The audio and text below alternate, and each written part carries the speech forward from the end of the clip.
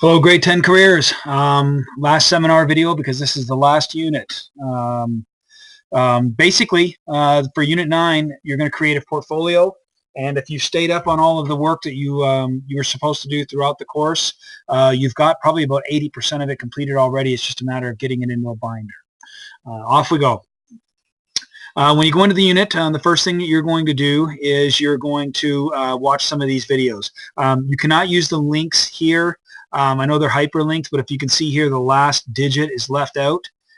So these last two links don't work in unless you add that digit manually. Of course, the easiest way to do it is just go to my website. Links are already up here and they're in order. Okay, so the videos are posted there. You're going to watch those videos that kind of tell you what a portfolio is, what a student portfolio is, and what the difference between a student and professional portfolio is, and they're very useful tools. Second thing you're going to do is you're going to come here and you're going to check. This is how your portfolio is going to be organized.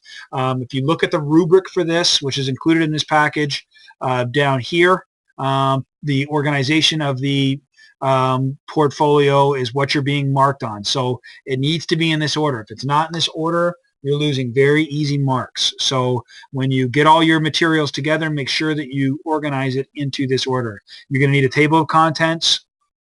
You're going to put your updated resume in it. It's marked, so it better be error-free. If I've marked it and I've looked at it, then it's good to go. If I haven't marked it, it's not going to be error-free. You're going to lose marks. The cover letter that you made in Unit 6. You're going to add the self-portrait that you did in Unit 2. That's where you drew the picture and put an explanation of where you see yourself in 10 years, what career you see yourself in. There's an essentials. This is stuff that you've already done. The portfolio rubrics at the end of this package. All of this stuff, if you've been staying up on the course, then you should already have that done. The only three things that you won't have done is you won't have the table of contents. You will not have this essential skills artifacts, and you will not have this career plan. These two you complete below, and I will show you how. The essential skills artifacts, you're going to choose 3 of these. So you're going to pick 3 artifacts, and you're going to base them on skills. Is there anything here that you have that's skills? You're going to choose 3 of these. So let's say you choose computer use as one of your skills.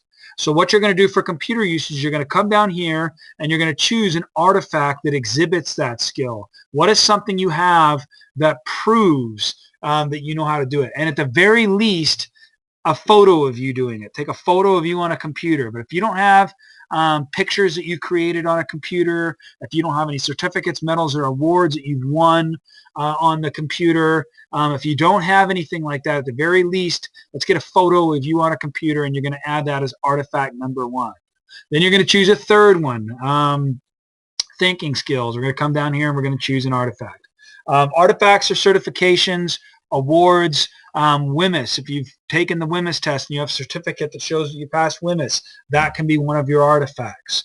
If you have a letter of recommendation from a previous employee or a teacher or like a previous employer, just somebody that knows you've got a letter of recommendation, that can be one of your artifacts. But you're going to have 3 of these artifacts under your essential skills artifacts section. Okay? Each one of these sections should have its own cover page so that the table of contents can guide you towards that section. The next thing you do is your career plan, and this is basically, you're going to fill out the following chart. You're going to tuck it in there, but basically this is what your goal is. This is the steps you're going to reach in your goal. For the long term, you're going to do the same thing for the short term. So you're going to fill out this chart. You're going to print this chart off. Or you're going to insert it in as your long-term career plan, long and short-term career plan section. Okay, so that's how you do the career plan section. Once you're done, you need to go through your portfolio and organize it. Okay, you're going to check off each of these items as you complete them. So once you finish your cover page, you put it at the front of the binder. You tick it off. Once you finish your table of contents, you put it as the second section. You tick it off. Make sure that the numbers match the numbers of these sections. Your resume, check it off. Put your cover letter in, check it off. Use this. This is the most valuable thing in this unit guide right here is this checklist for completion. Okay, I will be using this checklist when I mark your portfolio. I'm going to be going through it and making sure it adheres to this order and it has these contents in that order and it matches your table of contents. Some tips for your reminders. It needs to be a small binder duotang.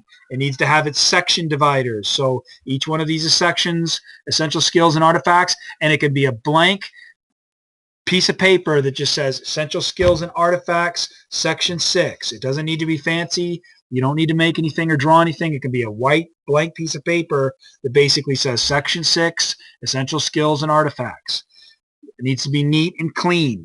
It needs to be unique and creative. Let's make it look nice. Okay? So use this checklist. Make sure that you've completed all of that and that you have that because it's very valuable. Once you do that, your portfolio is put together. I use this rubric to mark your portfolio, and you are officially done with careers and on to civics. Good luck, and let me know if you have any questions.